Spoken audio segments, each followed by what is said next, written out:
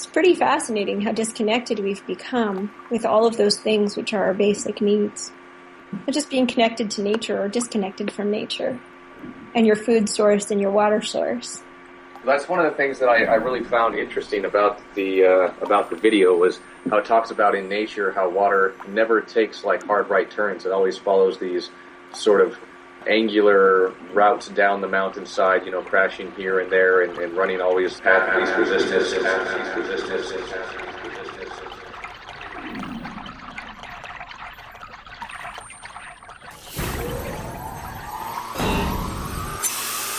Water makes a long and difficult journey before arriving in our homes.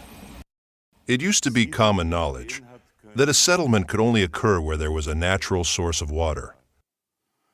Today, whether or not there is water in a place is of no importance, because we transport water for thousands of miles using high pressure. In nature, rivers and streams always flow along a smoothly curving course. But any water supply system has multiple right-angle turns.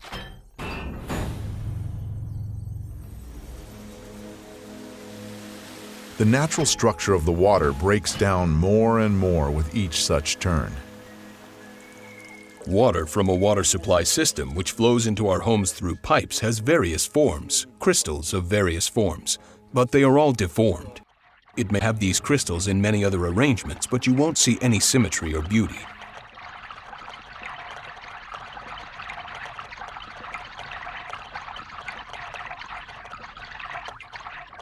It would be interesting to live in an environment where that was the way in which we actually got our water, instead of having it pressurized and steamed and loaded with chemicals and pumped in a bunch of 90-degree turns through tiny tubes, so that by the time it got to us, its structure is completely eradicated. I found that really fascinating because I hadn't really thought about the structure of water. I just hadn't really thought about it except for its in its own substance, and thinking about the oceans and the plastics in the oceans and the lack of plankton that's left in certain parts of the ocean because it's been overrun by the amount of plastic that has been created and polluting our environment. And it was just, this is sort of more of a documentary to remind us about molecularly and beyond the actual structure of water. And I liked what they talked about, again, as you had mentioned, Joshua, about the memory, water having memory of everything. And it's just a fascinating look into something that we use every day and tend to take for granted. And we will continue to until something major happens, right? Well, hopefully because you watched it and I watched it and Isaac watched it and we're all sentient human beings, you'll pass the information along and we can encourage everybody to watch it, because I think it should be required. Even if you think it's BS, it does make you stop and think and appreciate more the substance that you're putting into your body every day and washing your body with, and that is so tied to everything in life. I mean, life doesn't exist on this planet without water. Just stopping and taking a moment to say thank you when you take a drink of water seems like a little thing. That every day. I have too. Every time I take a drink of water, I put it to my forehead and I, just say thank you. It makes a difference. It makes a difference in me. I can feel it. I actually started playing, like, my little Nalgene bottle of water. I started playing it Mozart, That's awesome. I'm working on becoming a great eccentric. I think it's only eccentric because it's conventional thinking has taken us so far away from our natural state of being and into a completely fabricated world almost, that's where I think the greatest sadness is how we take all of these things for granted, and all you have to do is stop and be grateful, and it changes your entire day.